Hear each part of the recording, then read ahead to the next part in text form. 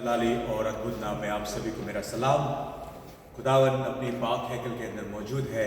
कलीसिया मेहरबानी से शांत रहे। कलाम कहता है, ज़बूर उसका 36 कहता है, शरीर को बदी से मेरे दिल में ख्याल आता है कि खुदा का खौफ उसके पेशे नज़र नहीं, क्योंकि वो अपने आप को अपनी नज़र में इस ख्याल से तसल्ली देता है कि उसकी बदी ना तो फाश होगी ना मकरूर समझी जाएगी। उसके मुंह से बदी और फरेब की बातें हैं। वो दानिश और नेकी से दस्तबरदार हो गया है। वो अपने बिस्तर पर बदी के मंसूबे बांधता है। वो ऐसी राह इख्तियार करता है जो अच्छी नहीं। वो बदी से नफरत नहीं करता। ये खुदा का कलाम है। इसके पढ़े और सुने जाने पर बहुत बरकत हो। आमीन। आइए हम दुआ मांगे। कुदूस कुदूस कुदूस रब्बुल अफ़ाज़, हमारे जिंदा जलाली खुदावन खुदा, हम एक बार फिर खुदावन अपने आप को तेरी हजूरी में, अपने नापाक दिलों को आपकी हजूरी में, अपने नापाक जिस्म जान को खुदावन आपकी हजूरी में लेकर आते हैं। खुदावन उस रूह को लेकर आते हैं जो एक बार एक वक्त उस शैतान के हाथों में बंधी थी और हमारे हाथों में बेड़ियां थी, और शैतान ने अपने चंगुल में, शैतान ने अपने घेरे में हमें इस कदर जकड़ रखा था कि सांस लेना भी दूभर था मेरे मालिक। मगर खुदावन तूने हम पे ऐसी मोहब्बत हाजिर और नाजिर करी, ऐसी दया, ऐसी मर्सी खुदावन हमारे ऊपर जानिब की कि बाप आज वो तमाम बंधन, आज वो तमाम जंजीरें तोड़कर हम तेरे साथ तेरी पाक हैकल में तेरी इबादत करने के लिए तैयार हैं। खुदावन हम तेरा शुक्र करते हैं कि तूने उस शैतान से खुदावन हमें छीन नहीं लिया, मगर खुदावन अपने लहू को बहाकर हमें खरीद लिया, ताकि सच्चा दाम, वो दाम खुदावन जो भेड़ और बकरियों के और बछड़ों के लहू से नहीं हो सकता था, जो किसी इंसान की बलि से नहीं हो सकता था, जो पैसे, कुव्वत, ताकत और तमाम दुनिया की चीजें उन्हें ली जाती तब भी नहीं हो सकता था खुदावन। वो मोल, वो दाम, वो प्राइस किसी और तरीके से पे नहीं किया जा सकता था, मगर खुदावन का सिर्फ एक लौता बेटा उस दाम को चुका सकता था। और खुदावन वो अपने मुंह को बंद किए भेड़ की मानंद खुदावन ज़िबा होने के लिए तैयार रहा, और पहले दिन से जब वो चरनी में पैदा हुआ तभी से जानता था कि उसका हश्र क्या होने वाला है। खुदावन हम जानते हैं कि तूने होने दिया कि वो बदकारी को सहा, उसने जुल्म को सहा, उसने कोड़ों को सहा, उसके जिस्म को छेदा गया, काटा गया खुदावन, उसके सरों पर ताज पहनाया गया, और लहू उसके कलवरी से, लहू उसके जिस्म से बहता रहा। खुदावन उसने उफ तो करी, मगर तेरे खिलाफ ना गया, तेरी मर्जी के खिलाफ ना गया खुदावन, क्योंकि उसकी मोहब्बत हमसे इस तरीके से ज्यादा गहरी थी कि उसने अपने तमाम दर्द को, दुख को, तकलीफ को सहना लाजमी समझा, ताकि हमारे गुनाह आलूदा जान और जिस्म उसके वसीले माफ किए जाएं, और हम उस कैद से छुड़ाकर, जिसकी दीवारें मोटी थी, जिसका शिकंजा कड़ा था, जिसके ताले बहुत बड़े थे, खुदा उन तमाम तालों को उसने खोल दिया। सिर्फ एक बार के कुर्बानी से खुदावन उसने हमारे पास, प्रेजेंट और फ्यूचर के गुनाहों को माफ कर दिया। खुदावन उसी के वसीले आज हम तेरी हजूरी में आते हैं पाक खुदावन। आज उसी लहू के वसीले हम अपने आप को तेरी हजूरी में लेकर आते हैं खुदावन। आज उसी कलाम के वसीले जिसको हम सीखना, समझना और सबक में लाना चाहते हैं, उसी के वसीले आज तेरे पास आते हैं। आज उन्हीं दुआओं को, आरज़ुओं को जो आंसू बहाते हम अपने बिछौनों पर लेते हैं खुदावन, उन्हीं दुआओं को तेरी हजूरी में लेकर आते हैं। उन्हीं गीतों को जो खुदावन हम तेरी रोशनी में, तेरी खुशामदीदी में, तेरी जॉय में गाते हैं, उन्हीं गीतों को एक बार फिर तेरी हजूरी में लेकर आते हैं खुदावन। उन्हें जिंदा कुर्बानी करके कबूल कर। तेरे लोग तेरे मनों को, अपने मनों को बिठाकर यहाँ बैठे हैं। उनकी कुछ आरज़ुएं हैं, कुछ उम्मीदें हैं, कुछ ऐसी बातें हैं जो दुनिया पूरी नहीं कर सकती। सिर्फ तू खुदावन उनकी इल्तिजाओं को सुन सकता है। तो खुदावन अपने कान हमारी तरफ लगा, हमारी आवाजों को सुन, हमारे दुखों में दुखी हो और हमारी खुशी में खुश हो। खुदावन हमारे गुनाह जो खुदावन बहुत है, हम उनको अपने पास नहीं रख सकते, क्योंकि वो उनके बोझ से हम दबे जाते हैं। तो उन गुनाहों को तेरे ऊपर डाल देते हैं मेरे मालिक, ताकि तेरे मजबूत कंधों पर वो बोझ तो पड़े और तू अपने हल्के योग को हमारे ऊपर डाल सके, ताकि हम तेरे नाम से नजात पा सके। आज एक बार फिर तेरी नजात के लिए खुदावन हम यहाँ इकट्ठा हैं। एक बार फिर तेरी बरकत के लिए यहाँ इकट्ठा हैं। एक बार फिर तेरी शिफा के लिए यहाँ इकट्ठा हैं। एक बार फिर तेरी उस कॉल के लिए हम यहाँ पर इकट्ठा है, जो तूने हमारी दुनिया में, हमारे लोगों में, हमारे वक्त में और खास तौर से हमारे बच्चों में पूरा करना है। तो खुदावन हमारे दिलों की आवाज़ों को सुन और हमसे बात कर, हमसे रूबरू हो और हमें नजात दे। हम अपने आप को आपकी हजूरी में झुकाते और आपकी कुव्वत, आपकी दनाई, आपकी बरकत, आपकी हिफाजत में अपने आप को रखते हुए इस दुआ को आपके बेटे हमारे मुंजी खुदावन यीशु मसीह के नाम से मांग लेते हैं। हमारी दुआ को दिल से सुन और कबूल कर। आमीन, आमीन, आमीन। मैं गुजारिश करूंगा भाई से और उनकी फैमिली से, नवीन भाई से, कि वो गीतों में हमारे साथ अगुवाई करें। Thank you. Hallelujah, hallelujah, praise the Lord. Worship को शुरू करते हैं। ज़बूर मैंने कुछ सिलेक्ट किए हैं और ये जो है मैशअप है कुछ ज़बूर। जैसे जैसे हम लोग लीड करेंगे म्यूजिक को लेकर, आप हमारे साथ इसमें ज्वाइन कर सकते हैं।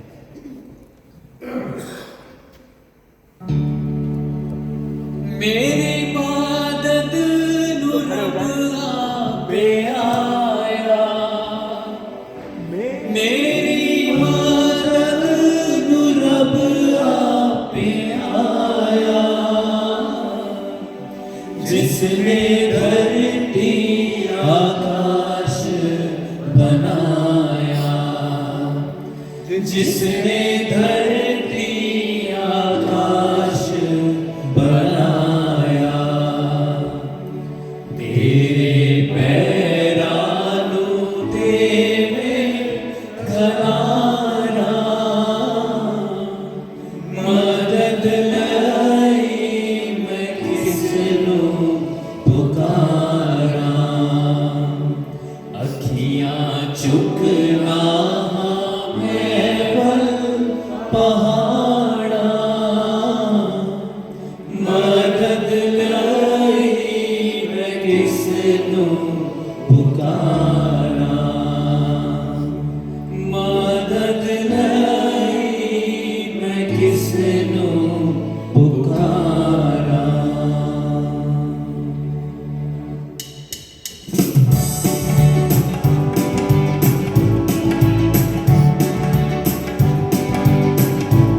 तालियां बजाते हुए ज़बूर गाएंगे, शुक्रगुजारी करेंगे।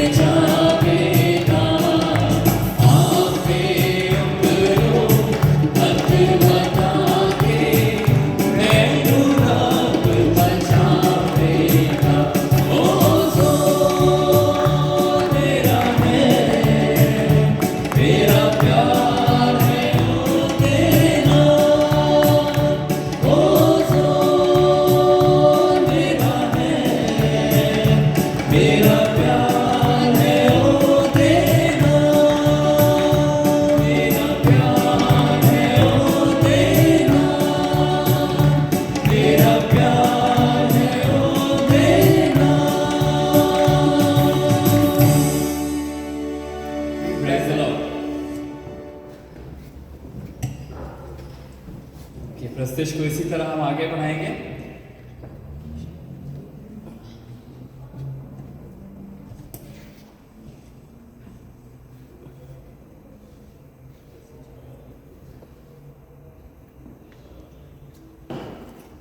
ये गीत खास रोज़ों का गीत है और इस गीत को जो है शेन हमारे साथ पियानो पे प्ले करेंगे।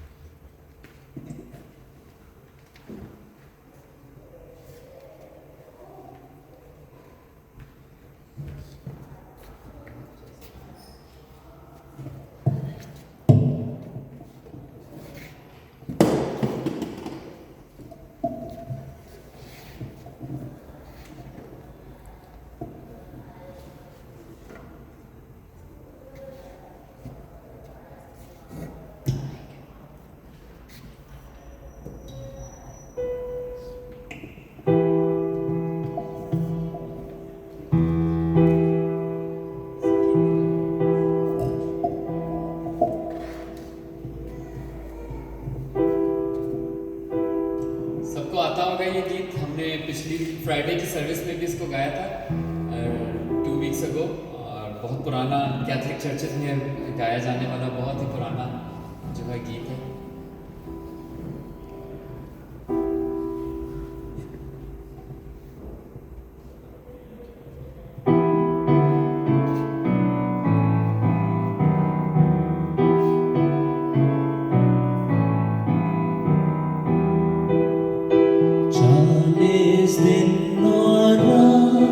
तूने सख्त रियाज़त की, सख्त आज़माइशें पासा, तूने जंगल में सही। यीशु 40 दिन और रात,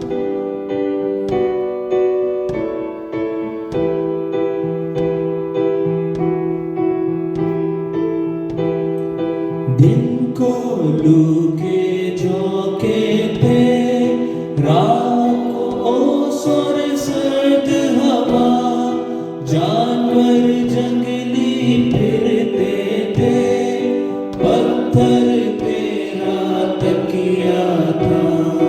दिन को लू के झोंके थे, रात को ओस और सर्द हवा, जानवर जंगली फिरते थे, पत्थर तेरा तकिया था।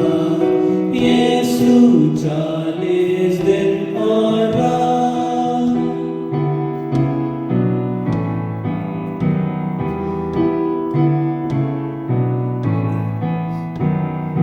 क्यों ना हम भी तेरे साथ छोड़ के खुशियाँ दुनिया की, दुआ में उठाए हाथ, सख्ती सहे रोज़ों की।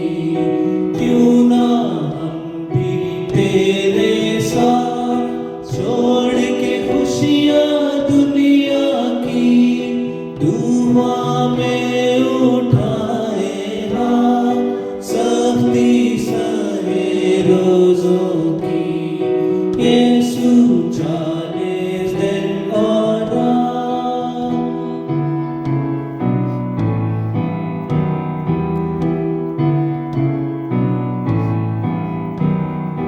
और जब रूया जिस्म पर हमला आवर हो शैतान, तू जो गालिब है उस पर, हमको फतह बख्श उसान। रूया जिस्म पर हमला आवर हो शैतान, तू जो गालिब है उस पर, हमको फतह बख्श उसान।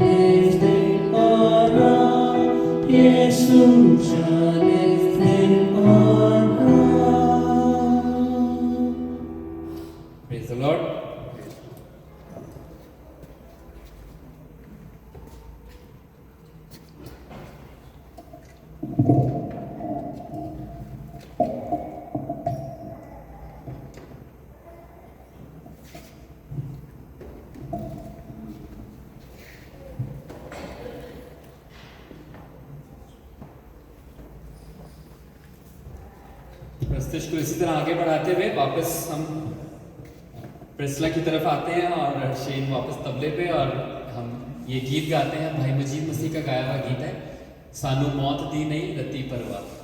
तो ताली बजा के, और अगर आप खड़े भी होना चाहते हैं, हम खड़े होके भी गा सकते हैं ताली बजाते हुए इस गीत को पुरजोश आवाज़ों के साथ।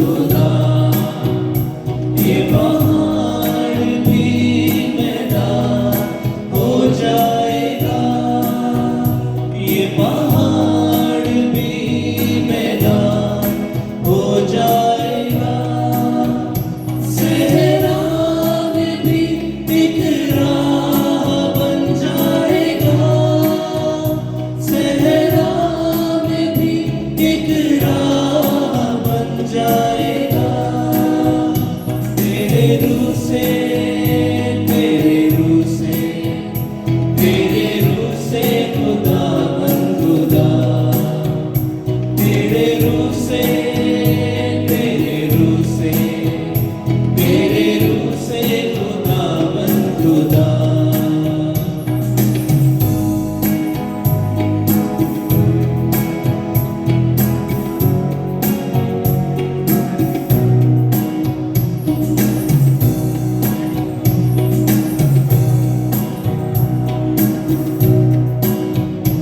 एक काम नया तू करेगा बियाबान में दरिया बहेगा एक काम नया तू करेगा बियाबान में दरिया बहेगा हर दरवाजा जो बंद खुल जाएगा हर दरवाजा जो बंद खुल जाएगा सहरा में भी एक राह बन जाएगा सहरा में भी एक राह बन जाएगा तेरे रूह से तेरे रूह से तेरे रूह से खुदा बन खुदा तेरे रूह से तेरे रूह से तेरे रूह से खुदा बन खुदा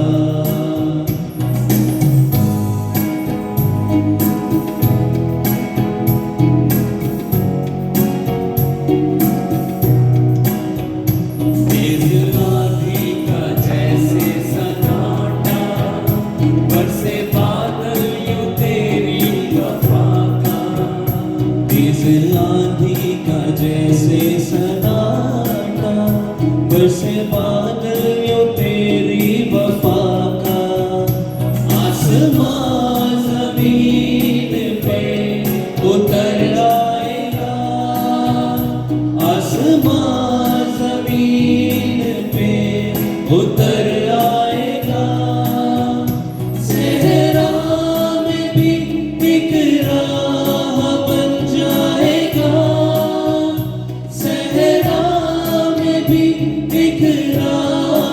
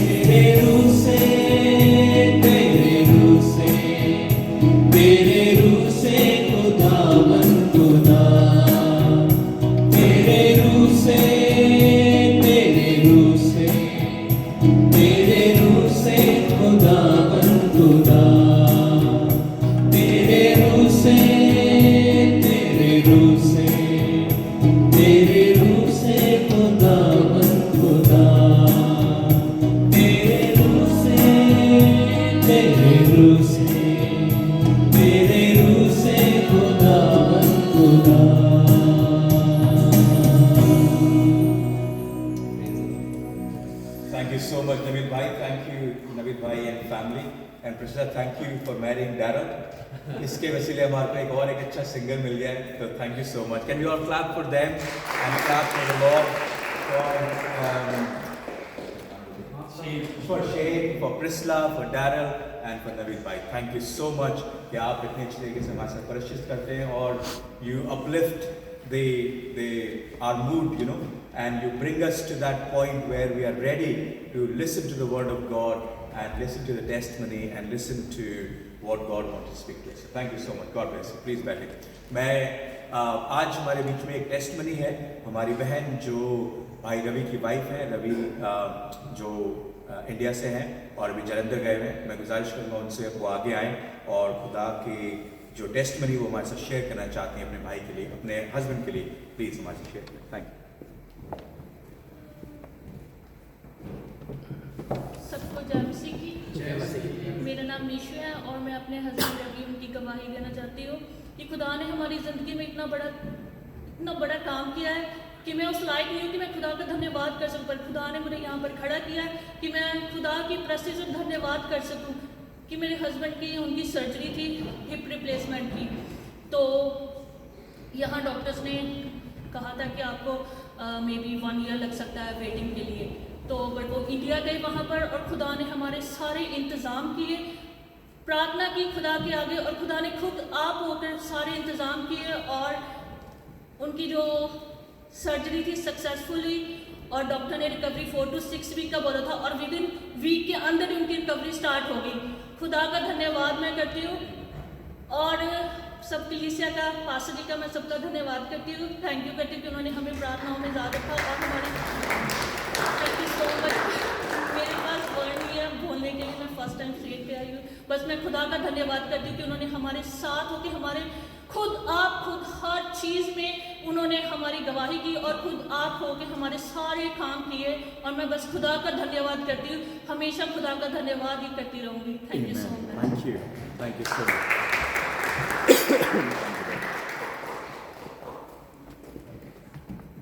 खुदा के घर में एक गवाही होना, टेस्ट होना हमेशा ज़रूरी होता है. थैंक यू कि आपने ये गवाही शेयर करी. भाई ने हमारे साथ शेयर किया था बहुत दिनों पहले कि उनकी सर्जरी होना लाजमी है क्योंकि यहाँ पर बहुत ज़्यादा वेट है. वो वापस जलंधर गए और जिस दिन गए मैंने उस दिन फ़ोन किया. मैंने बोला भाई आप लैंड हो गए आराम से? बोले यस. और बस फ्राइडे को वो गए आई थिंक और संडे को उनकी सर्जरी कर दी गई. तो खुदा का शुक्र है कि हमारे मुल्कों में ऐसे इंतज़ामात हैं कि काम बड़ा क्विकली हो जाता है. चाहे पैसा लगता है, चाहे छोटे से कॉन्टैक्ट लगाने पड़ते हैं, बट ऐसा हुआ और सर्जरी बड़ी ठीक से हुई. मुझे लगा था सिर्फ एक ही जगह से हिप की उनकी सर्जरी है, बट बाद में पता लगा कि दोनों हिप की उनकी सर्जरी हुई. तो खुदा ने बड़ी मदद करी रिकवरी की. उन्होंने मुझसे बोला था कि मैं कम से कम 3-4 हफ्ते बाद इंडिया से वापस लौटूंगा, मगर देखिए 1 हफ्ते के अंदर खुदा ने उनको ऑलमोस्ट कंप्लीट रिकवरी दे दी है and he is ready to be back to his home town, to his place and अपने बच्चों के साथ. तो खुदा उनकी बहुत बड़ाई हो कि उसने ये काम हमारी ज़िंदगी में किया है. मैं गुजारिश करूँगा अंकल विलियम से सामने आएँ और दुआ करें, पास्टर प्रेयर हमारे साथ कर दें और उसके बाद बहन से कि वो आए और खुदा कलाम हमारे साथ नहीं खुदा पढ़ें और बांटूँगा मैं इसके. शुक्रिया.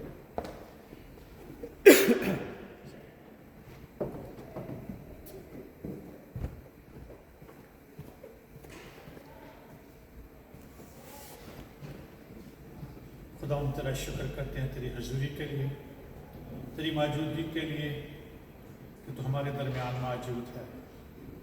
खुदा इस ईमान उम्मीद और भरोसे के साथ खुदा कि तू हमारे दरमियान काम भी करता है. खुदा हमारे दिलों को छूता है, हमारी रूहों को ताज़ा करता है.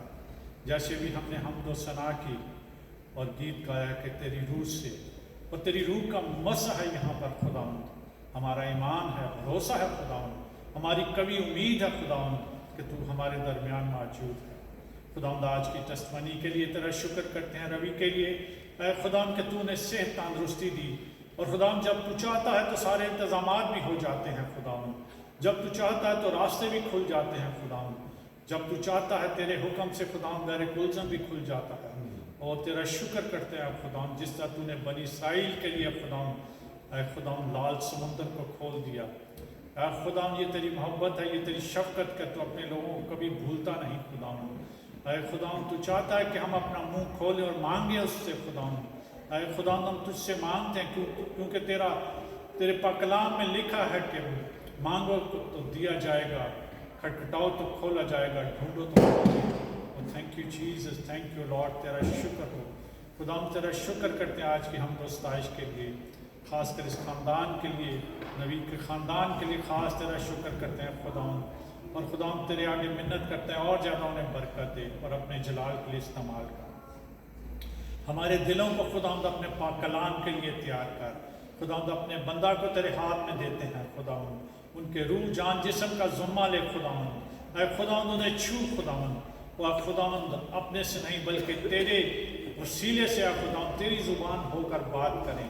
और खुदाम हमारे दिलों की खेती को तैयार करा, जो भी पाक कलाम का बीज बोया जाए खुदाम हमारे खुदाम दिलों में 100 गुना फल लाए। खुदाम तेरा शुक्र करते हैं, तेरा शुक्र करते हैं खुदाम, और तेरी हमद व सताइश करते हैं। ऐ खुदाम बाकी के सारे प्रोग्राम को, सारी इबादत को तेरे हाथ में देते हैं, शुरू से आखिर तक है खुदाम तेरा दाना हाथ हम सब की तरफ बढ़ा रहे। आज खुदा हमसे यहाँ पर कोई खाली ना जाए। ऐ खुदा सबकी मिन्नतों को, इल्तिजाओं को खुदा तू सबके दिलों को जानता है। ऐ खुदा जो भी किसी की ख्वाहिश है, जो भी किसी की डिज़ायर है, जो भी खुदा किसी की मिन्नत है, अपने हजूर में कबूल कर। इस मिन्नत को सुन और कबूल कर। तेरे पाक पवित्र जलाली खुदा यीशु मसीह के नाम से मांगते हैं, आमीन।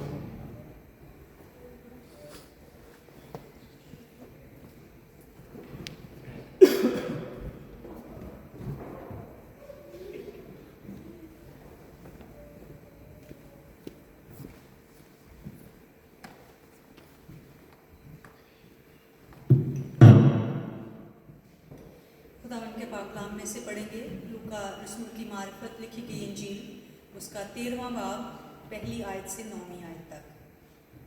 लूका 13 बाब पहली आयत से 9वीं आयत तक।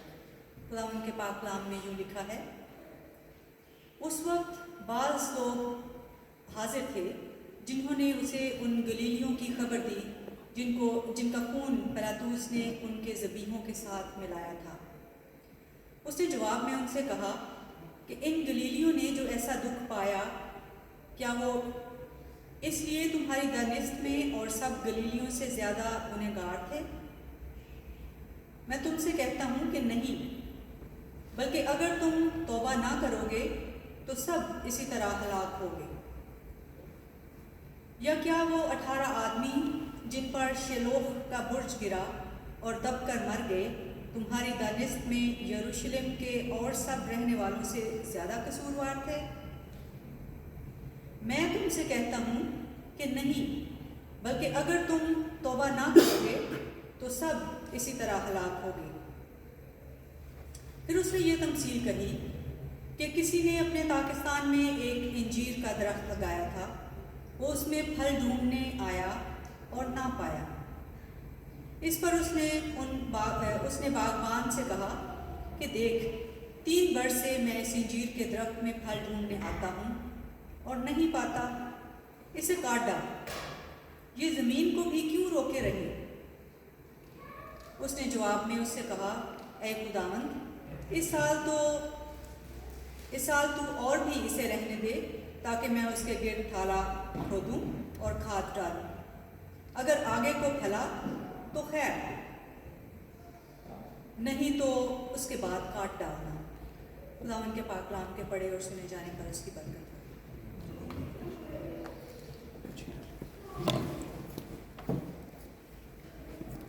इसी पे रहेंगे।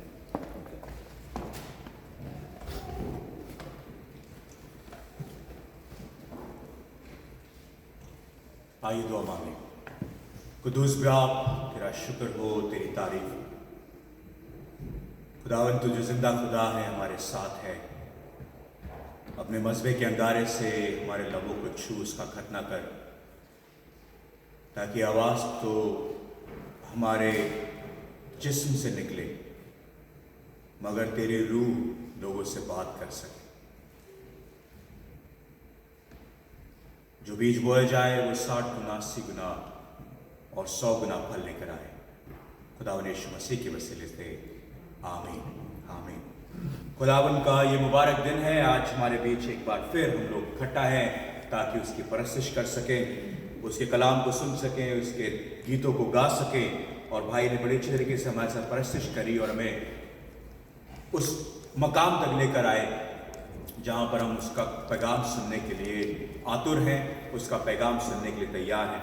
इससे पहले मैं कलाम में जाऊँ, मैं फिलिपियो उसका 3 बाब उसकी 4थी आयत से पढ़ना चाहता हूँ। सॉरी, मैं अपना चश्मा लाना भूल गया हूँ और नॉर्मली मैं टैबलेट पे पढ़ता हूँ हर चीज़ आजकल बड़ी करके, तो मैं अपना चश्मा लाना भूल गया हूँ। तो और दूसरी बात, मुझे उर्दू पढ़नी आती नहीं है, ठीक है ना, तो मैं कोशिश करूँगा कि ये पढ़ सकूँ। फिलिपियो उसका 3 बाब उसकी 4थी आयत से पौलुस यहाँ बात करता है, कहता है, गो मैं तो जिस्म का भी भरोसा कर सकता हूँ, अगर किसी और को जिस्म पर भरोसा करने का ख्याल हो तो मैं उससे भी ज्यादा कर सकता हूं।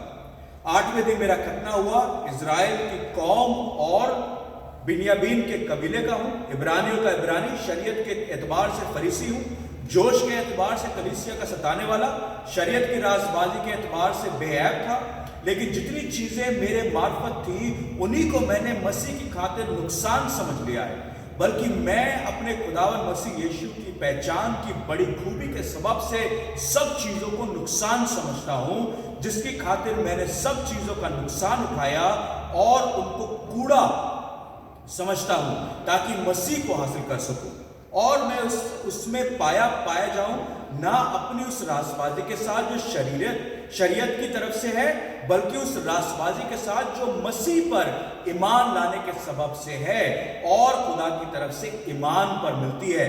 और मैं उसके और उसके जी उठने की कुदरत को और उनके साथ दुखों में शरीक होने को मालूम करूं और उसकी मौत की मुशाबहत पैदा करूं, ताकि किसी तरह मुर्दों में से जी उठने का दर्द तक पहुंचूं। यह गरज नहीं कि मैं पा चुका या कामिल हो चुका हूं, बल्कि उस चीज के पकड़ने के लिए दौड़ा चला जाता हूं जिसके लिए मसीह यीशु ने मुझे पकड़ा था। Very important words.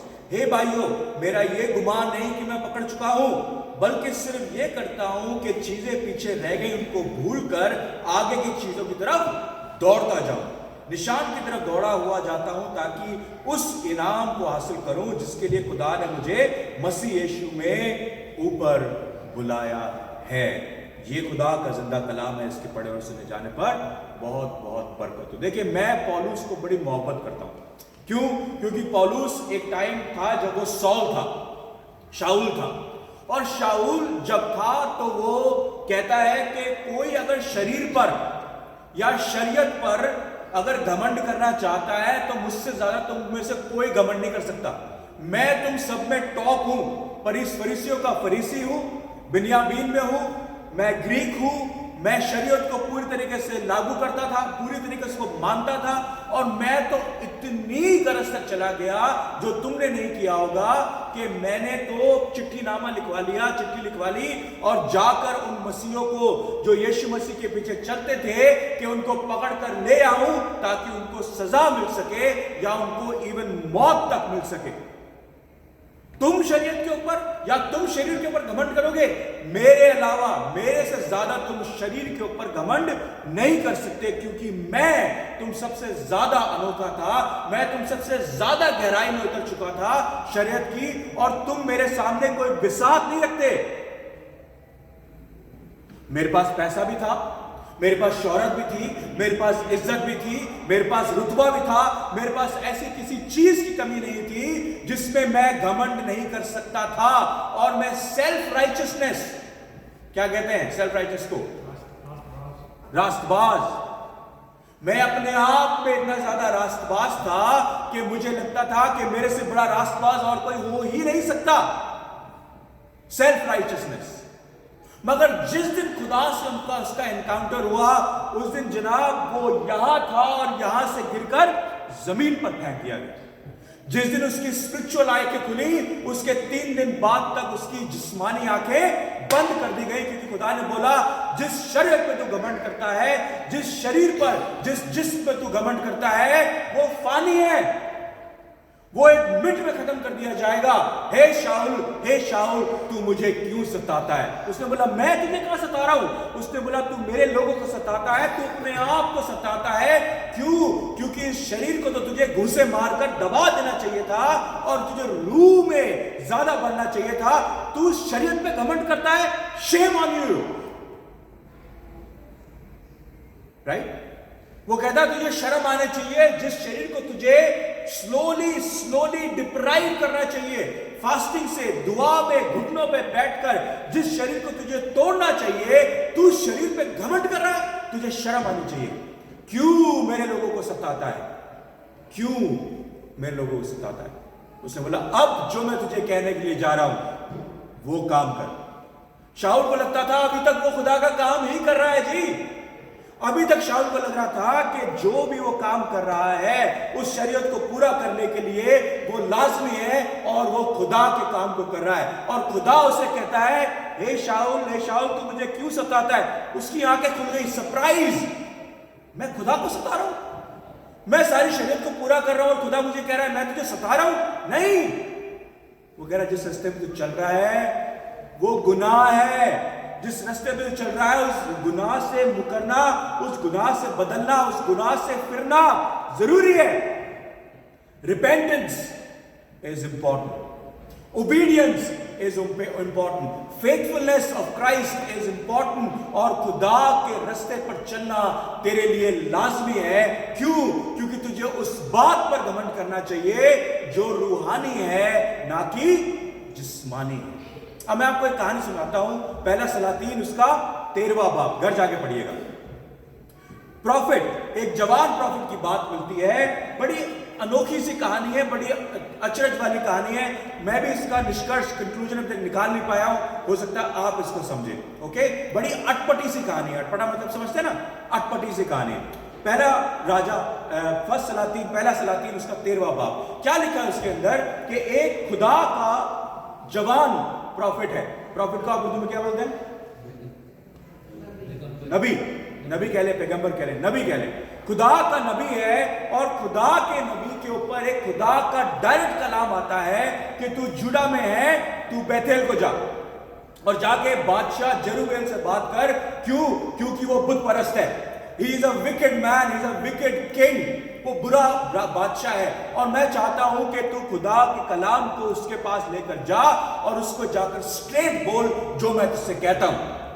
मगर एक बात का ध्यान रखियो, जब तू बैतेल में जाए ना ही तू वहां पर कुछ खाना ना ही कुछ पीना, और जिस रास्ते से जाए उस रास्ते से वापस तक मत आना, किसी और रास्ते से होकर वापस जाना। Is it clear? Yes Lord, it's clear.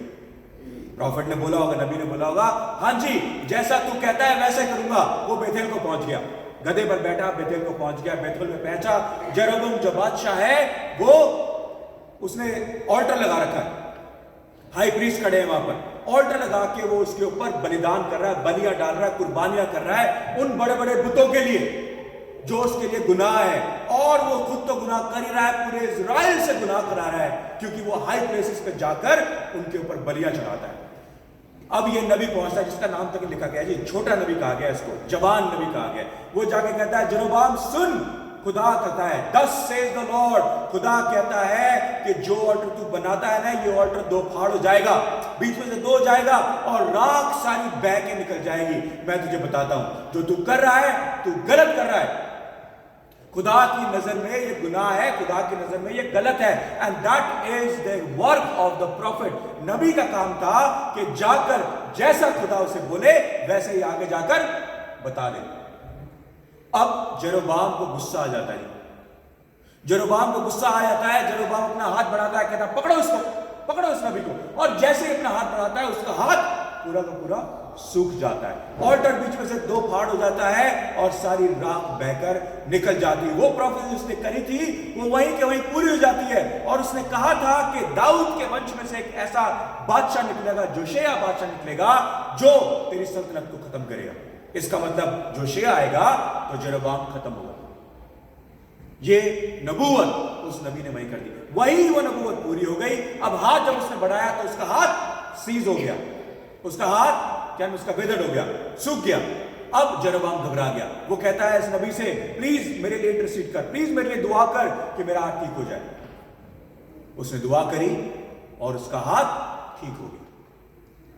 Repent नहीं करा जेरोबाम ने। जेरोबाम ने फिर भी, अगर आप पूरा 13वां बाब पढ़े, जेरोबाम ने फिर भी वही किया जो वो करता था, जो कि उसने मौजा वहीं खड़े खड़े देखा। उसका हाथ पूरा सूख गया, हाथ दोबारा ठीक हो गया, उसके बावजूद भी वो बदला नहीं, उसने रिपेंट नहीं किया। खुदा की नजर से खुदा ने उसको बोला। एनीवे, अब वो इस नबी से बोलता है कि सच्चा नबी है, चल मेरे घर, मैं तुझे खाना खिलाऊंगा और तुझे उपहार दूंगा, तुझे गिफ्ट दूंगा। उसने बोला नहीं, खुदा ने मुझे बोला है, क्या बोला है, ना इस घर में ना इस बेतेल में खाना, पूरे बेतेल में ना खाना ना पीना और ना उसी मार्ग से, उसी रास्ते से वापस जाना। उसने बोला जा तेरी मर्जी। वो अपने गधे में बैठा और चल पड़ा। अब एक और नबी है जो पुराना नबी है। पुराने नबी के बच्चे जो है वो उसके पास आते हैं, उसे आके पूरी स्टोरी बताते हैं, जी ये हुआ है। अच्छा, ये नबी जो है ये जेरोबाम को वॉर नहीं कर रहा।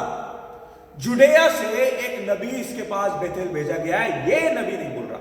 अब स्टोरी बताई गई, उसने बोला जल्दी से मेरा गधा तैयार करो। गधे में बैठा और भागा उस जवान नबी के पीछे। वो जवान नबी जो था ओक ट्री के नीचे बैठकर आराम कर रहा था। उसने बोला तू ही है क्या वो नबी जो जवान नबी है? उसने बोला हाँ मैं ही हूं। उसने बोला सुन, चल मेरे साथ मेरे घर खाना पीना खाएंगे। उसने बोला नहीं, मुझे खुदा ने डायरेक्ट ऑर्डर दिया है, डायरेक्ट कमांड दी है कि मैं बेतेल में नहीं खा सकता, नहीं पी सकता। उसने बोला सुन, झूठ बोला उसने, बाइबल में लिखा है झूठ बोला उसने, बड़े नबी ने, कि मुझे खुदा ने बोला है पहली कमांड कैंसिल, आके यहां पर मेरे साथ बैठ के खा पी। जो दूसरा नबी था उसने बोला अच्छा, वो चला गया उसके साथ, चला गया उसके साथ, उसके बैठ के खाना पीना खा रहा है। जब उसके साथ बैठ के खाना खा रहा है तो खुदा का डायरेक्ट कॉल इस बड़े नबी के पास आता है और आके कहता है ये जो तेरे साथ बैठ के तेरी टेबल पे खाना खा रहा है, इसको अपने घर की मट्टी तक नसीब नहीं होगी। और ये बड़ी बुरी बात थी जी उस समय कि आप अपने होम टाउन में बरी नहीं हो सकते। ठीक है, खुदा ने उसके लिए नबूवत कर दी वहीं के वहीं। अब ये छोटा नबी चला गया। जब जा रहा है गधे के ऊपर बैठकर तो शहर से जैसे ही बाहर निकलता है क्या होता है, एक लायन, बब्बर शेर आ जाता है और बब्बर शेर इसको मार देता है। ये खुदा का नबी है जिसने अभी 2 घंटे पहले, 4-5 घंटे पहले खुदा का कलाम डायरेक्ट बताया है उस बादशाह को और यूं मिरेकल किया उसके सामने, यूं मौजज़ा किया है, यूं खुदा का कलाम डायरेक्ट बताया, डायरेक्ट खुदा से बात करके सामने आगे दिया है। और वही नबी को बब्बर शेर खा जाता है। अब बब्बर शेर खा जाता है, नहीं बब्बर शेर मार देता है, खाता नहीं है, वो लाश वहीं पड़ी है। लाश पता लगता है बड़े नबी को, बड़ा नबी आता है और उसको उठा कर ले जाता है। जब उठाने के लिए आता है तो देखता है बब्बर शेर भी वहीं खड़ा है, गधा भी वहीं खड़ा है और लाश उसकी पड़ी है। ना लाश को खाया और ना गधे को बब्बर शेर ने खाया। Direct judgment of God was revealed there. क्यों? डिसोबीडियंस, अनफेथफुलनेस, जिस्मानी सोच। खुदा ने उसे कहा था, बड़े डायरेक्ट इंस्ट्रक्शन दिए थे, तुझे ये करना है किंग के लिए और तुझे ये करना है अपने आप के लिए। आप कहोगे पानी साहब क्यों? खुदा ने उसे क्यों बोला खाना नहीं खाना, क्यों बोला पानी नहीं पीना? क्या बेतेल का खाना खराब था? क्या बेतेल का पानी खराब था? क्या जिस रास्ते से जाना था उस रास्ते में कोई खराबी थी? नहीं, और ना ही मुझे पता। खुदा के काम निराले होते हैं, अटपटे होते हैं, वियर्ड होते हैं, we don't know, but word of God came to him and said to him, do it this way, who am I to change it. मैं नबी हूं या मैं घर का नौकर हूं, मैं घर का मालिक हूं या घर का बादशाह हूं। जो खुदा ने कह दिया कि तूने रोटी नहीं खानी तो नहीं खानी। हमें से बहुतेरे हैं जो उन टेबलों के ऊपर बैठते हैं जिन टेबलों को खुदावन यीशु मसीह ने उखाड़ के फेंक दिया था। बहुतेरे हममें से मसीह लोग हैं हममें से जो उन टेबलों के ऊपर जाकर बैठते हैं जो मसीह ने उखाड़ के फेंक दी थी। और हमें शर्म नहीं, हमें उस बात के ऊपर प्रिविलेज लगता है, हमें घमंड होता है इस बात के ऊपर कि अरे तेरे भाई को इतना ओहदा मिलता है कि गैर कौमें हमारे को अपनी मेजों पर बैठाती हैं। हम ऐसी जगहों पर जाते हैं जहां पर जाना हमारा जरूरी नहीं है। क्यों? क्योंकि हम अभी भी शरीयत के अंदर पड़े हैं, हम अभी शरीर की अभिलाषाओं में पड़े हैं, उस मनसा में पड़े हैं कि बस हमारे शरीर की जो दुआएं हैं, आरज़ुएं हैं, वो किस तरीके से पूरी हो जाए। और जैसे ही रूहानियत की बात आती है हम एक्सक्यूज देने लग जाते हैं। ये छोटा नबी जिसके पास डायरेक्ट खुदा का कलाम आया था, खुदा के ओबीडियंस से, उसकी फेथफुलनेस से बिखर कर किसी और की, किसी गैर की, किसी बड़े पॉलिटिशियन की, किसी बड़े इन्फ्लुएंसर की, किसी बड़े टीचर की, किसी बड़े पादरी की बात सुनकर खुदा के कलाम को छोड़ देते हैं और उनके मार्गों पर, उनके रास्तों पर चलना शुरू कर देते हैं। खासतौर से हमारी नई कौम, खासतौर से हमारे बच्चे जो स्कूलों में जाते हैं जहां पर उनका ब्रेन वॉश किया जा रहा है। आपके एड, आपकी मूवियां, आपके सॉन्ग्स, एवरीथिंग इज इवल। हमें से कितने लोग जानते हैं कि जो विचेस होती हैं आज भी हैं। ये जो गाने आप इंग्लिश गाने सुनते हैं ना, वो हार्ड रॉक जो वो ड्रग्स लेके बजाते हैं, they put the spell on them, ताकि जब आपके बच्चे सुने तो आपके बच्चों में वो स्पेल आ जाए। मगर हमें लगता है अरे क्या क्या बेबी की बात कर रहे हैं, मॉडर्न जमाने में जी रहे हैं हम मॉडर्न जमाने में जी रहे हैं। कलाम क्या कहता है? ये मांस और लहू का लड़ाई नहीं है, ये रूहानी है जो आप देख नहीं सकते अनफॉर्चुनेटली। क्यों? क्योंकि हम शरीर में जी रहे हैं। पौलुस को नहीं दिखता था, पौलुस को लगता था कि वो जी रहा है, बढ़िया मस्त चल रहा है सब कुछ, वो परसिक्यूट करेगा और खुदा उसको नजात देगा, खुदा उसे इज्जत बख्शेगा, बड़ा रिवॉर्ड देगा, सिंहासन में बिठाएगा। आ पौलुस, आ शाऊल, तू बड़ा अच्छा काम करके आया क्योंकि तू मसीहों को सता कर आया।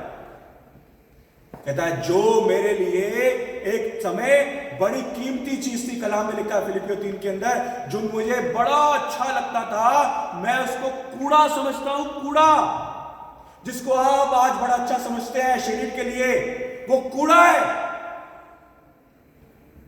जिस दिन आपकी आंखें खुलेंगी आपको समझ आएगा कि वो कूड़ा है, कूड़ा है। क्यों?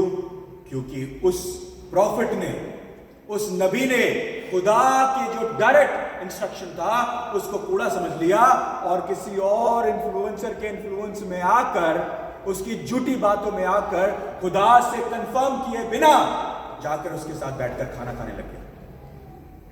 हम भी बतेरे ऐसे हम में से जो उन टेबलों के ऊपर बैठते हैं। जबूर उसका एक क्या कहता है? हिंदी में कहते हैं, धन्य है वह जो ठट्ठा करने वालों की संगति में नहीं बैठता। क्या लिखा है? जबूर 1, आपको सबको जबूर 1 याद होगा, याद है? मुबारक है वो आदमी जो शरीर की सलाह पर नहीं चलता और खताकारों की राह में खड़ा नहीं होता और ठट्ठा बाडों की मजलिस में नहीं बैठता। वो टेबल जो उखाड़ देनी चाहिए थे आपको, आपके घरों से, आपके बच्चों की जिंदगी से, आपकी कम्युनिटी से, आपके चर्च से, आपके फैमिली से, आप जहां जाते हैं, जहां खाते हैं, जहां पीते हैं, जिन टेबलों को उखाड़ देना चाहिए था, जिस जगह को डाकुओं की खो बना रखा है, हम उन टेबलों पर बैठते हैं और शान से कहते हैं हम मसीह हैं। Unfortunately we are wrong. अब सचमुच के कलाम पे आते हैं, जो मैंने कलाम आपके लिए तैयार किया। ठीक है, आज की हेडलाइन किसी ने पढ़ी? पढ़ी है किसी ने हेडलाइन आज की? कल की न्यूज हेडलाइन? कोई बुरी बात होगी, अच्छी तो नहीं होगी।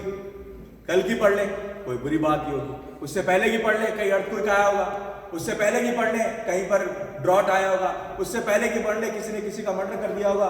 उससे पहले कर पढ़ ले, किसी ने किसी को कोई गन शॉट हुई होगी, कहीं एक्सीडेंट हुआ होगा, कहीं पर बाढ़ आई होगी। राइट? कलाम में जाए, कलाम क्या कहता है? क्या पढ़ा था हमने? पहला बाब लूका उसका 13 बाब उसकी 1 से 9वीं आयत जब आपने पढ़ी, उस वक्त वो लोग जो थे खुदावंद यीशु मसीह के पास आते हैं और आके कहते हैं, गलीलियों की खबर देते हैं कि सुन यीशु मसीह, वो पिलातुस, जो पिलातुस जानता है ना तू, वो पिलातुस ने जो लोग वर्शिप कर रहे थे, क्या उसका परस्तिश कर रहे थे, उन लोगों के लहू को मिला दिया, उन लोगों का मर्डर कर दिया। ठीक है? और यीशु मसीह क्या कहता है? बड़ी अटपटी सी बात कहता है यीशु मसीह। क्या कहता है? क्या कहता है यीशु मसीह? मैं तुमसे सच कहता हूं, जब तक तुम, क्या लिखा है? मैं तुमसे सच कहता हूं कि नहीं, बल्कि अगर तुम तौबा ना करोगे तो सब इसी तरीके से हलाक होगे। क्या?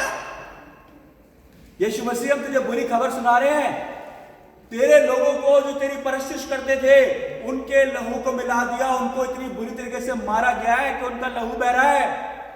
हम तुझे ये बताने के लिए आए हैं कि उस पिलातूस ने ऐसा किया है।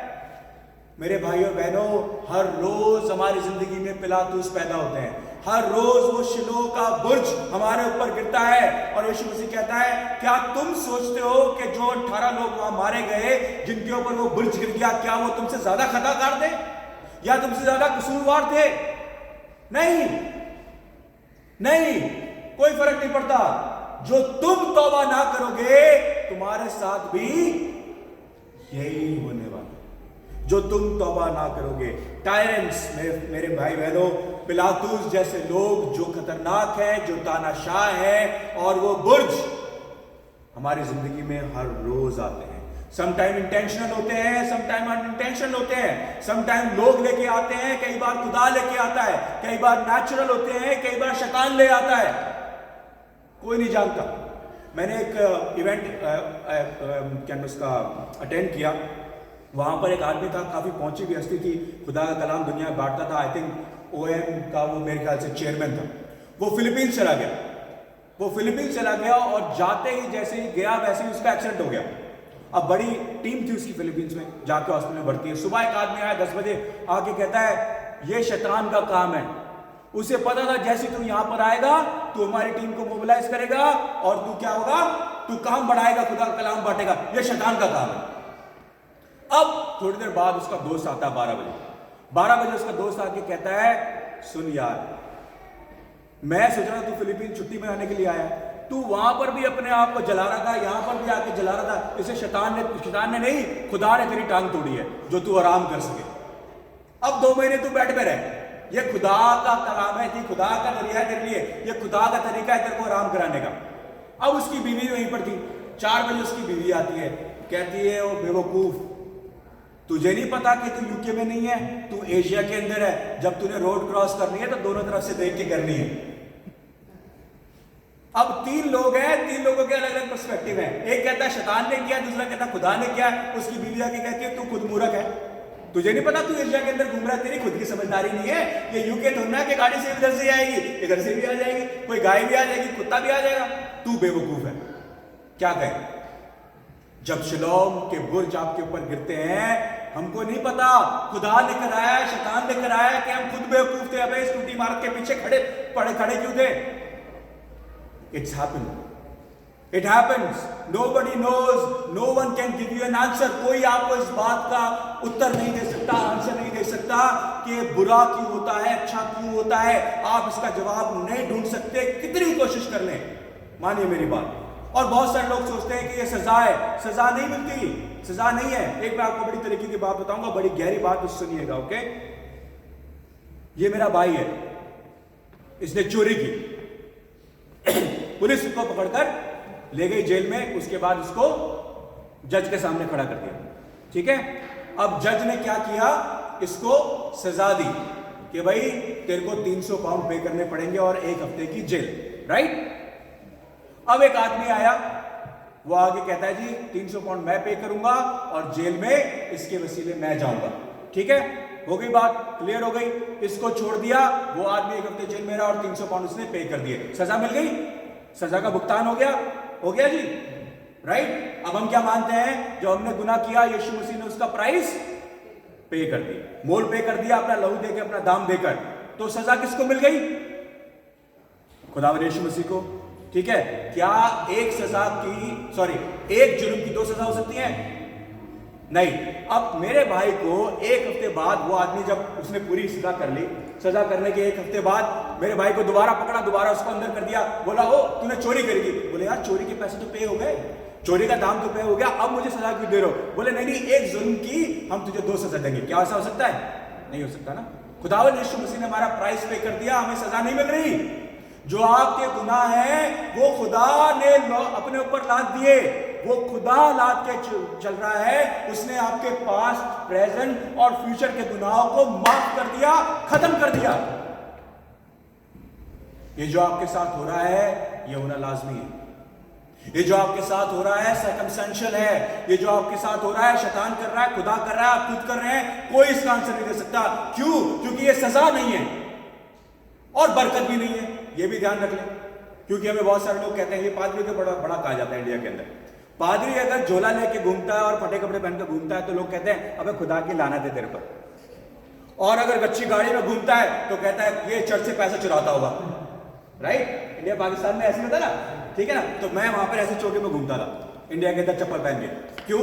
और बुलेट लेके घूमता था, तो लोग कहते हैं ये बुलेट चलाता है और चप्पल में घूमता है, ये क्या चक्कर है? राइट? तो लोग कुछ लोग मुझे कहते थे अरे खुदा की मार है इसके ऊपर, कुछ कहते थे अरे ये क्या नाम इसका पैसे चुराता होगा, कहते नहीं थे, मगर ये सोच होती है। ठीक है? हम किसी के साथ कहीं से भी कैसे भी सेटिस्फाई नहीं रहते। क्यों? क्योंकि हम शरीर में चलने वाले लोग हैं, हमारे को आदत है शरीर में चलने की। मेरे भाइयों बहनों, ये टायरेंट्स, ये पिलातुस और ये शिलोह के बुर्ज आपके ऊपर गिरते रहेंगे, कभी डिवोर्स के रूप में, कभी अर्थक्वेक के रूप में, कभी क्राइम के रूप में, कभी डिजीज के रूप में, कभी वॉर के रूप में, कभी टोर्नेडो के रूप में, कभी गरीबी के रूप में, कभी मोहताजी के रूप में, कभी शरीर के रूप में, कभी आपके दोस्त के रूप में, कभी आपकी बीवी के रूप में, कभी आपके हस्बैंड के रूप में, कभी आपके बच्चों के रूप में, कभी भी किसी भी तरीके से वो आपके ऊपर गिरते ही रहेंगे, आप उनको स्टॉप नहीं कर सकते। जो आप बोलो मैं तो बड़ा धर्मी हूं, मैं बड़ा राइचस राष्ट्रवाद आदमी हूं, फिर भी आपके साथ ये होगा ही होगा, शर्त लगाने में से। कोई ऐसा जरिया नहीं है कि आपके ऊपर वो बुर्ज ना गिरे और पेंतुस पिलातुस आपके सामने ना दिखे। शर्त लगा लीजिए। बहुत सारे लोग मेरे पास आते हैं, आपके पास भी आते होंगे, पादरी साहब हमारे साथ ऐसा हो गया। हम क्या कहते हैं? अरे भाई साहब मेरा बाप मर गया। अरे कोई बात नहीं, अब बेहतर जगह पर होगा, चाहे वो एक नंबर का सबसे गंदा आदमी हो पूरे टाउन के अंदर, हमें झूठ बोलना पड़ता है, अरे अच्छी जगह पर, उसकी लाश सड़ रही है वहां पर गटर उसमें कब्र के अंदर, और उसकी रूह वहां दोजख में सड़ रही है, कोड़े पड़ रहे हैं उसको, और हम कह रहे हैं अरे बड़ा अच्छी, he must be in a better place. No, फिर कोई और दूसरी बात लेकर आता है, हम कहते हैं देखिए हम नहीं बता सकते, खुदा ही जानता है, एक दिन जब हम जन्नत जाएंगे तब हमें पता लगेगा। हम एक्सप्लेनेशन देना शुरू कर देते हैं, किसी ना किसी तरीके से किसी को संतावना, सम काइंड ऑफ कंसोलेशन देना शुरू कर देते हैं। क्यों? क्योंकि हम दुनियावी हैं, हम अभी शरीर में चल रहे हैं। क्यों? क्योंकि हमें सच बोलना नहीं आता, सच बोल के हम किसी को ऑफेंड नहीं करना चाहते।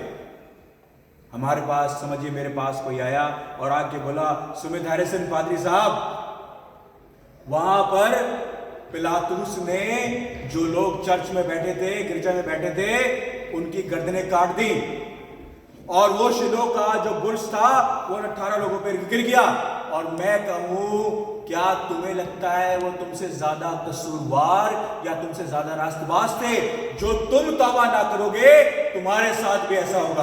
आप क्या करोगे? मेरे पीछे पत्थर लेके भागोगे। Right?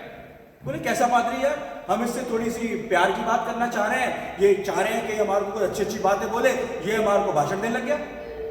Right? You don't want that, क्योंकि आप चाहते हैं कि जब आप शरीर में, जिस्म में मेरे पास आए तो मैं आपको जिस्मानी आंसर दूं, मैं आपको रूहानी आंसर नहीं दे सकता। रूहानी आंसर दूंगा तो क्या कहते हैं, नीति वचन, प्रोवर्ब्स, क्या कहते हैं उसको उर्दू में, हिमसाल की किताब में वो कहता है मूर्ख को सच्चाई बताएगा, वो तेरे मुंह पे थप्पड़ मार के भाग जाएगा। You need to, you can not give them any explanation जो रूहानी है। आपको स्पिरिचुअल बात उनसे कर ही नहीं सकते। और बहुत बारी जब आप लोग मेरे पास बात करने के लिए आते हैं, मुझे डर लगता है कि क्या मैं आपके सामने कुछ रूहानी बात कर सकता हूं, कहीं आप ऑफेंड ना हो जाएं। और आपके साथ भी ऐसा होगा जब आप बाहर किसी से मुलाकात करते होंगे, गैर कौम से मुलाकात करते होंगे, आप चाहे गॉस्पेल शेयर भी कर रहे हो, आप उसको वाटर डाउन कर देंगे, आप उसमें मिला देंगे, मिलावट कर देंगे। क्या बोलेंगे? खुदा सबसे मोहब्बत करता है जी, कोई बात नहीं, गुनाह से फिरने की कोई जरूरत नहीं है, तौबा करने की कोई जरूरत नहीं है, खुदा सबसे मोहब्बत करता है। उसने एक बार सलीब पर जान दे दी पूरी दुनिया के लिए, सब चंगा, सब भला है ना, सब चंगा है जी। अब कोई फर्क नहीं पड़ता, अब खुदा यीशु मसीह ने जान दी। नहीं, उसके चुने हुए लोग हैं जो सिर्फ उसमें उसकी सल्तनत में शामिल होंगे।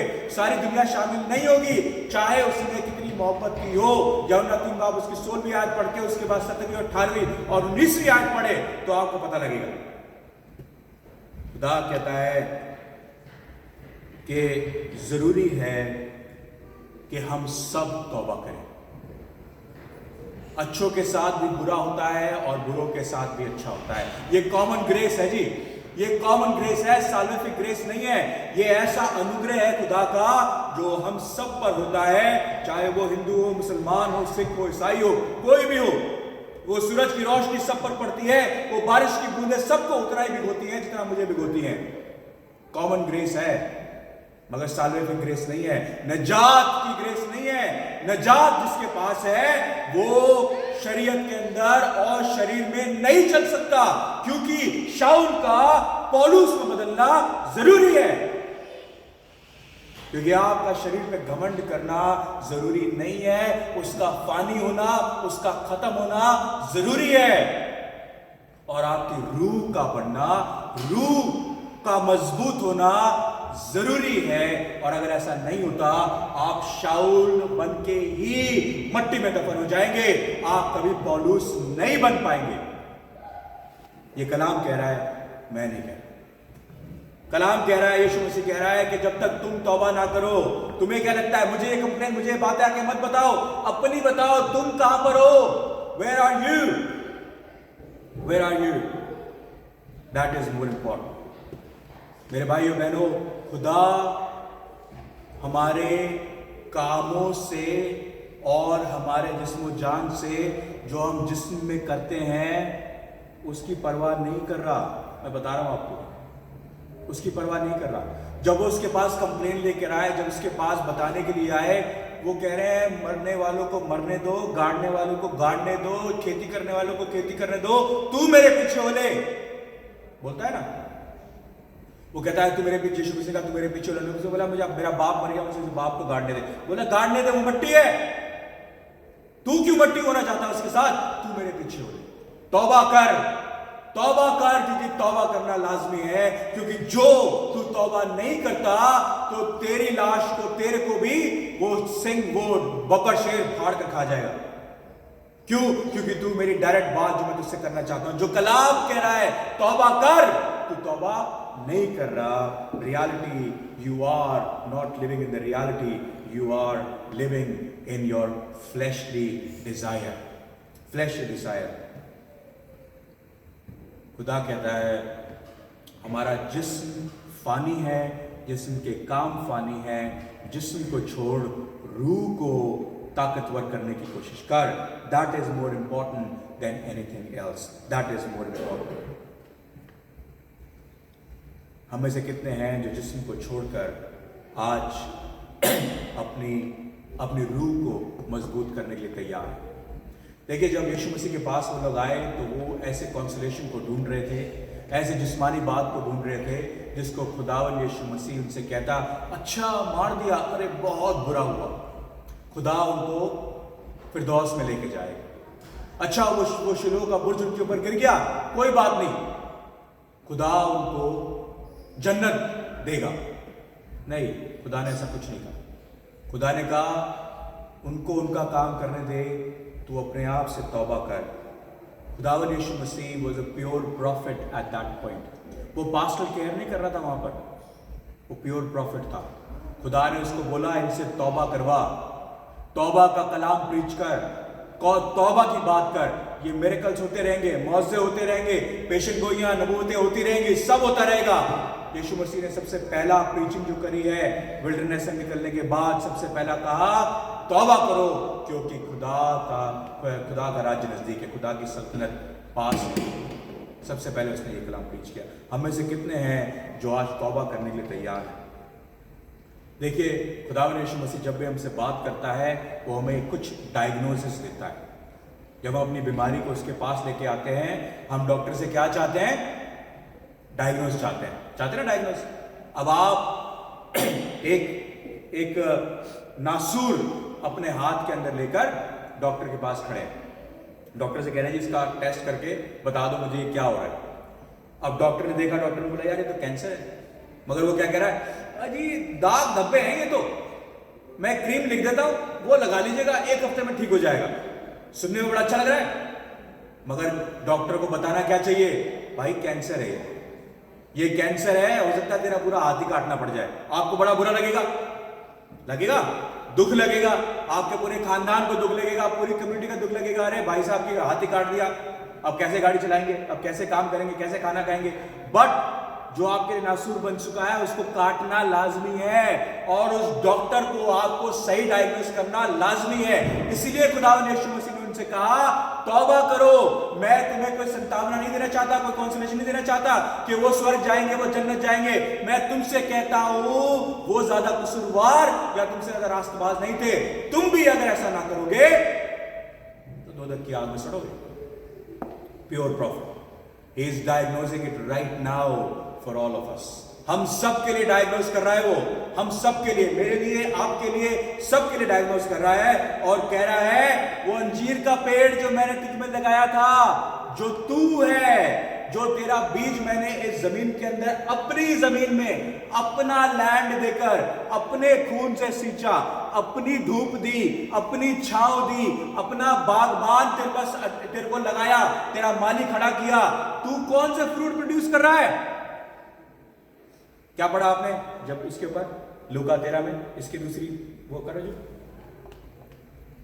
ये इसका सेकंड पार्ट है जी। फिग ट्री, अंजीर का वृक्ष, ताकिस्तान है जी, खुदा का ताकिस्तान है।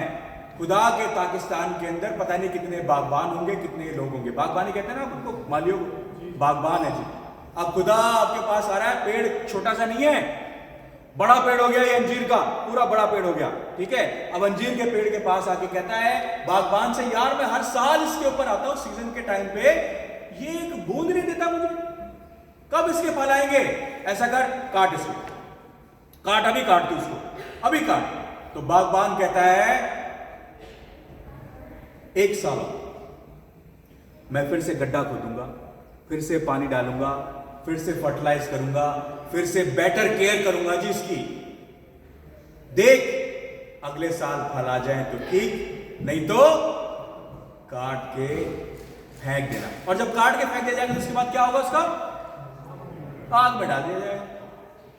हम में से कितने हैं जो बीज की तरह खुदा ने हमारी मां की कोख में रखे, उसके पास पैदा हुए, अच्छे स्कूलों में पढ़े, अच्छे चर्चों में गए, अच्छे माँ बाप ने हमें पाला, हमारे पास पैसा भी था, शौहरत भी थी, इज्जत भी थी, सब कुछ था। मगर जैसे खुदा लौट कर हमारे पास वापस आया, बोला फल कहाँ है तेरे। ओ सॉरी, मैं तो शाऊल हूं, मेरे पास बड़ा रुतबा है, बड़ी चाहत है, बड़ा पैसा है, बड़ी सब कुछ है। वो कहता फल कहाँ है तेरे, मैं तेरे फल की बात कर रहा हूं, तेरी पत्तियों की, तेरी डंडियों की, तेरे तने की बात नहीं कर रहा, मैं तेरे फलों की बात कर रहा हूं। मैंने तुझे उगाया था फलों के लिए, डंडियों के लिए और पत्तियों के लिए नहीं।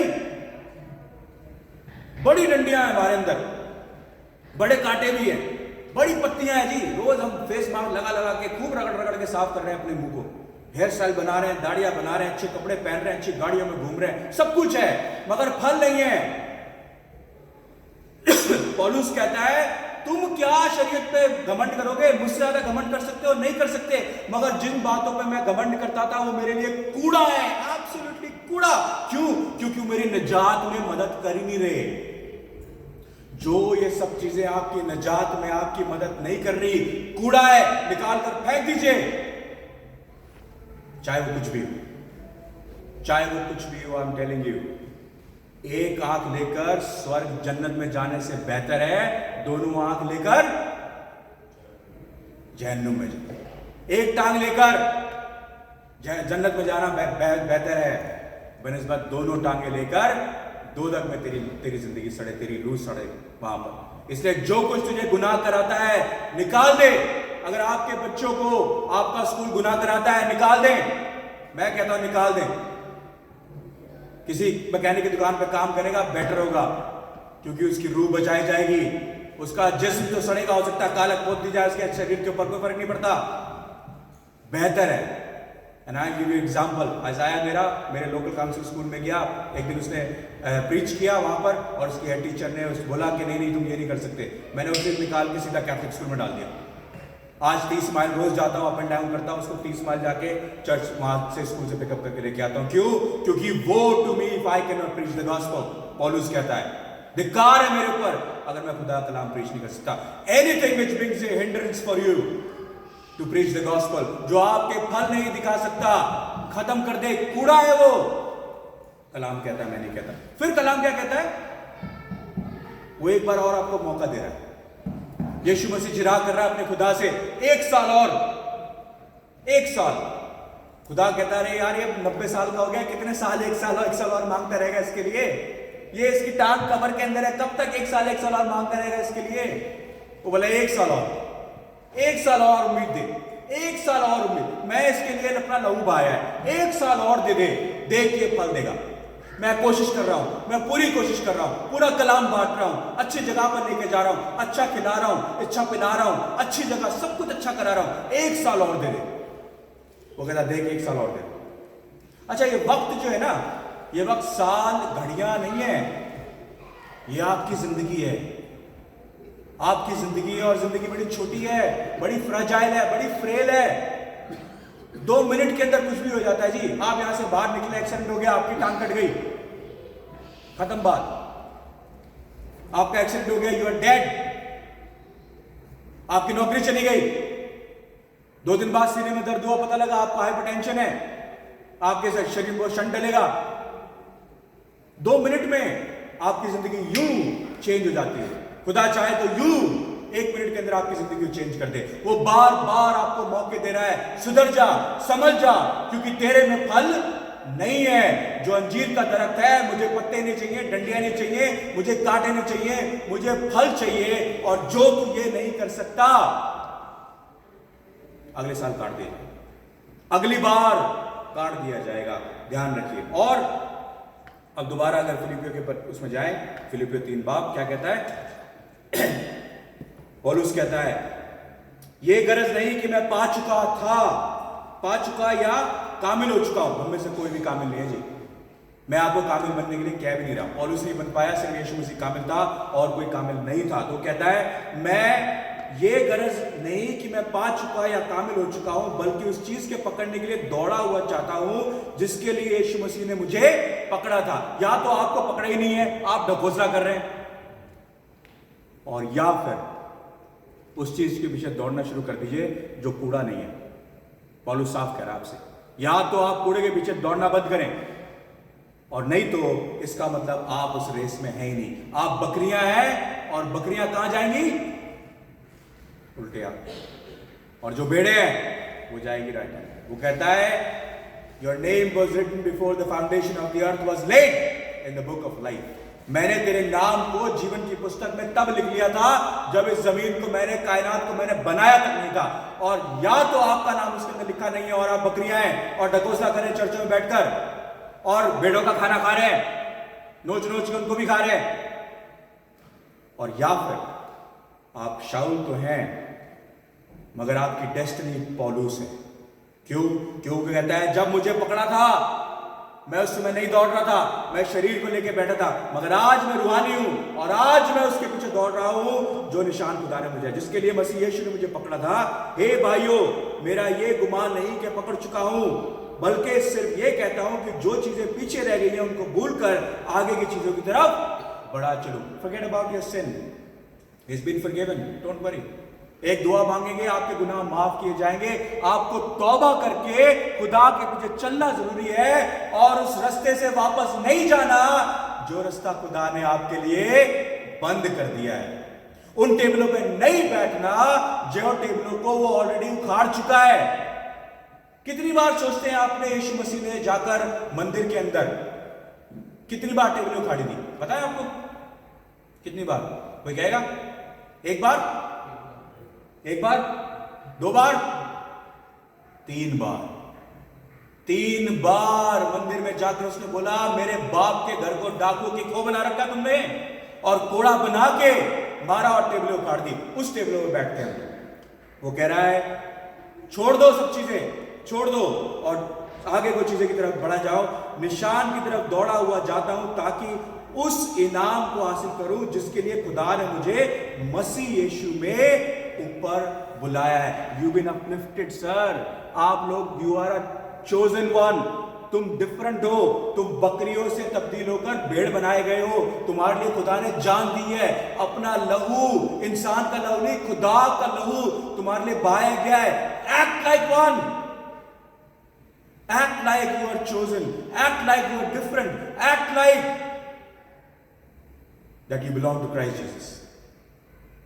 एक्ट कि तुम शाऊल नहीं हो, तुम शरीर पे नहीं चलते, तुम खुदा की शरीयत पर नहीं चलते, अब उस खुदा की शरीयत को पूरा करके मसीह की शरीयत पर चलते हो, तौबा करते हो।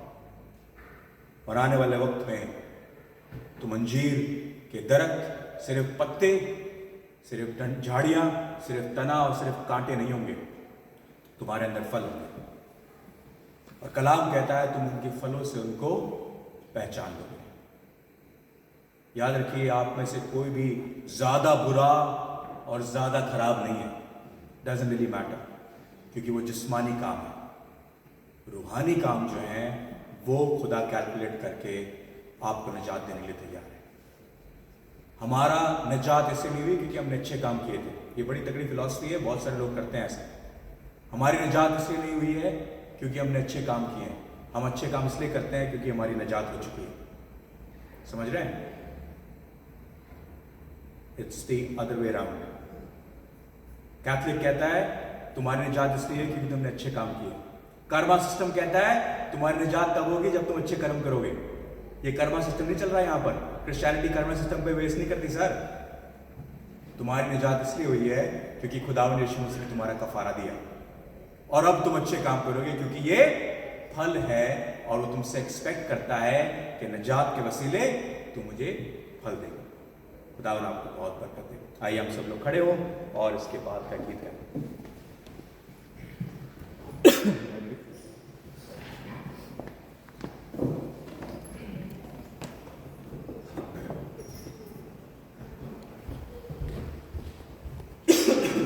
और इसी गाने के दौरान आज का आदिया भी लिया जाएगा।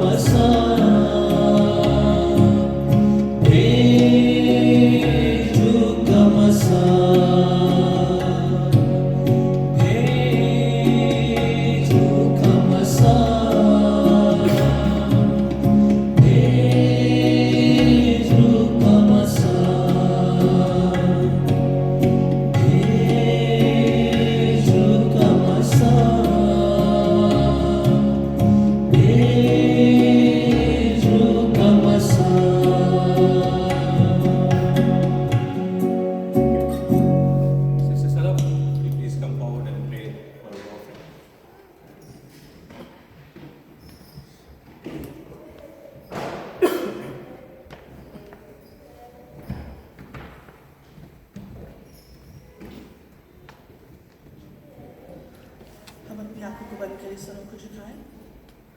क़ुद्दूस आसमानी जलाली बाप, हम तेरा शुक्र करते हैं इस वक्त, इस टाइम, इस मौका के लिए कि यहाँ ये जो सब जाने तेरे हुजूर मौजूद है। खुदावंद हम सबको बड़ी बरकत बख्श। गुज़रे बीते वक्त की सारी सलामती के लिए हम तेरा शुक्र करते हैं और खुदावंद उम्मीद करते हैं कि तू जबकि यहाँ हमारे साथ मौजूद है, खुदावंद आने वाले वक्त में भी तू हमारे साथ रहे, जब तक हम एक दूसरे को दोबारा न मिले, एक दूसरे को सलामती से पाएं। खुदावंद आज के कलाम के लिए तेरा शुक्र करते हैं। खुदावंद बख्श दे कि हम तेरे कलाम के ताबे रहें, तेरे कलाम को खुदावंद अपनी ज़िंदगियों में इस्तेमाल करें, अपने कौल और फ़ील को तेरे कलाम के मुताबिक करें और खुदावंद तेरे कलाम के मुताबिक अपनी ज़िंदगियों में चाल चलन को ढालें। खुदावंद तेरा कलाम जो पवित्र है, जो ज़िंदगी बख्श है और जो आज कल बल्कि हमेशा तक काबिल असर है। खुदावंद तू हमारे साथ हो आज के इस हदिया के लिए। खुदावंद तू बरकत बख्श। खुदावंद तू हमसे कुछ नहीं चाहता, सिर्फ होने का फल और शुक्र का हदिया चाहता है। खुदावंद आज जिन हाथों में इस थैली में डाला है, खुदावंद उन हाथों को बरकत दे और खुदावंद ये हदिया तेरे हुजूर, तेरे जलाल के लिए इस्तेमाल हो, तेरे कामों के लिए इस्तेमाल हो और खुदावंद तू इसमें वो बरकत डाल जो तूने 2 मछलियाँ और 5 रोटियाँ बनाई। खुदावंद इस कलीसिया को बड़ी बरकत बख्श। आज जब यहाँ से रुखसत हो तो खुदावंद तेरे पाक कलाम के वसीला से बाइस बरकत होकर खुदावंद यहाँ से जाए और दूसरों के लिए बाइस बरकत बने। खुदावंद हम सबको बड़ी बरकत बख्श, तेरे ही प्यारे बेटे यीशु के नाम में आमीन। हाय हमारे बाप जो आसमान पर है, तेरा नाम पाक माना जाए, तेरी बादशाहत आए, तेरी मर्जी से आसमान में पूरी होती है, ज़मीन पर ही पूरी हो। हमारी रोज़ की रोटी आज भी बख्श दे, जिस तरह हम दूसरे गुनाहों को माफ़ करते हैं, तो हमारे गुनाहों को माफ़ कर। आज़माइश में न पड़ने दे, बल्कि बुराई से बचा, क्योंकि बादशाहत, कुदरत और जलाल हमेशा तेरा है। आमीन। और हमारे खुदावंद यीशु मसीह का फजल, खुदा बाप की मोहब्बत और पाक रूह की रिफाकत और शराकत आज से लेकर अब तक हम तमाम मसीहों के साथ जो यहाँ इकट्ठे हैं, तमाम ईमानदारों के साथ जो जहाँ कहीं भी हैं, और तमाम उन लोगों के साथ जो मसीह के नाम से सताए जाते हैं, आज से लेकर अब तक उन सब के साथ होती रहे। आमीन। गुजारिश करूँगा भाई नितिन से, please come forward and do the announcements.